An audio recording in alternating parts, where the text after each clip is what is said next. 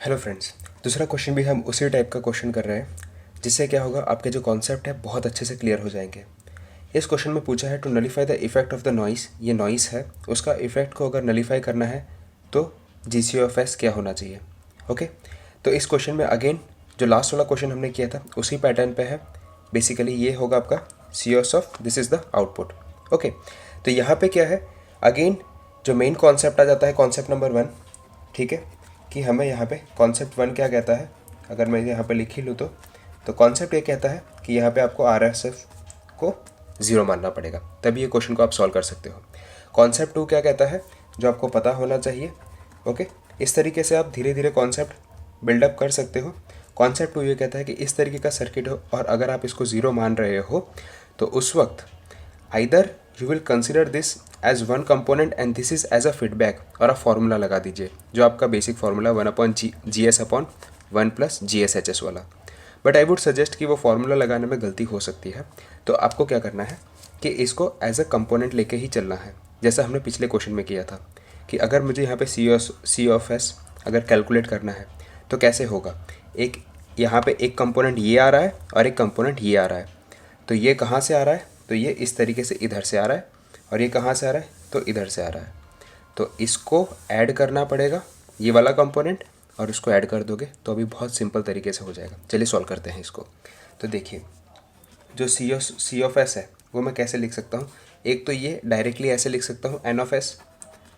Okay, दूसरा component यहाँ से लेना है मुझे, ये वाली लाइन लेनी है, तो ये है नहीं, तो यहाँ से ऐसे आएगा।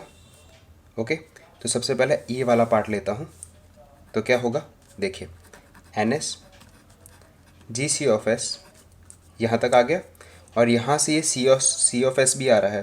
बट इस चीज़ का ध्यान रखिए, अगेन यहाँ पे माइनस साइन आएगा बिकॉज यहाँ पे माइनस है, तो यहाँ पे माइनस ये वाला पार्ट आ जाएगा इधर, दैट इज़ COFS।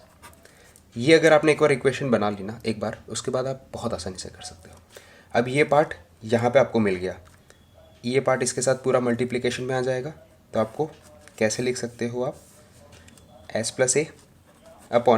S+A/S+B, ये दोनों मल्टीप्लिकेशन में होगा, दैट इज C/S+D। ये इक्वेशन आपकी बन गई। अब आपको बस उसे रीअरेंज करना है अच्छे से, तो देखिए कैसे करेंगे। NOS माइनस NOS, इसको मैंने बाहर लिया, इसको इस टर्म के साथ मल्टीप्लाई कर दिया, GCOFS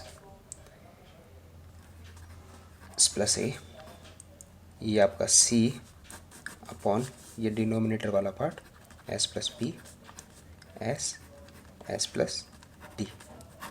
अब ये वाला पार्ट इसके साथ आप मल्टीप्लाई कर दोगे, ठीक है। तो कैसे हो जाएगा, CS/S, ठीक है, S+A C/S+B S+D। अब क्या करेंगे, COFS वाला इस तरफ ले जाएंगे जैसा पिछले क्वेश्चन में किया था, हम इसको इस तरफ भेजेंगे, तो COFS क्या हो जाएगा, आपका हो जाएगा 1 + S+A C/S+B S+D equals to के इस तरफ ये लोग NOS है, तो NOS को अगर कॉमन ले लेंगे, ठीक है। ओके, तो क्या होगा, 1 माइनस ये वाला पूरा टर्म, ठीक है। तो GCOFS S+ ये, और यहाँ पे मल्टीप्लिकेशन में आपका C है, और ये S+B S+D, ठीक है। अब क्या करेंगे आप, COFS बाई NOS करना है। मेन हमारा मकसद यही था जिस वक्त हमने ROS = 0 लिया हुआ है। ओके, जैसे ही आप ये करेंगे तो ये वाला पार्ट जो है वो डिनोमिनेटर में चला जाएगा। अगेन एक स्टेप बचाने के लिए क्या करेंगे, ये इसके साथ मल्टीप्लाई हो जाएगा, ठीक है, और ये डिनोमिनेटर में चला गया, ये पूरा का पूरा टर्म ये इसके साथ मल्टीप्लाई हो जाएगा 1 के साथ, और इसका एलसीएम ये हो गया, ठीक है।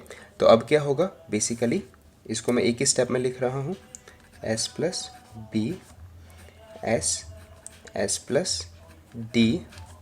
माइनस GCOFS S+A और C, और ये वाला पार्ट इधर लिख दूंगा मैं, ठीक है। तो S plus B S plus D plus S plus A और सी। तो ये मेरा इक्वेशन हो गया। तो अब इन्होंने क्या कहा है, अब मेन क्वेश्चन का जो मेन पार्ट है कि nullify the effect of noise G of S क्या होना चाहिए। तो जी ऑफ एस ऐसी वैल्यू होनी चाहिए कि पूरा का पूरा न्यूमरेटर ज़ीरो हो जाए। तो लेट अस एज्यूम कि न्यूमरेटर ज़ीरो है, तो जी ऑफ एस क्या आ जाएगा। ठीक है, तो एज्यूम कर लिया हमने कि एस प्लस बी, ठीक है, S plus D minus G C of S, और आई होप आपको दिख ही रहा होगा एस प्लस ए और सी।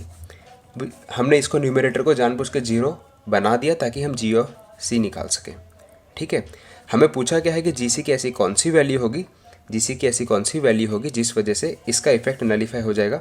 दैट मीन्स न्यूमरेटर इस इक्वेशन के हिसाब से ज़ीरो हो जाएगा। तो हमने इक्वेट कर दिया, तो आपको मिलेगा जी सी ऑफ एस। ठीक है, आप उस तरफ भेजोगे डिनोमिनेटर में आ जाएगा, तो आपको मिलेगा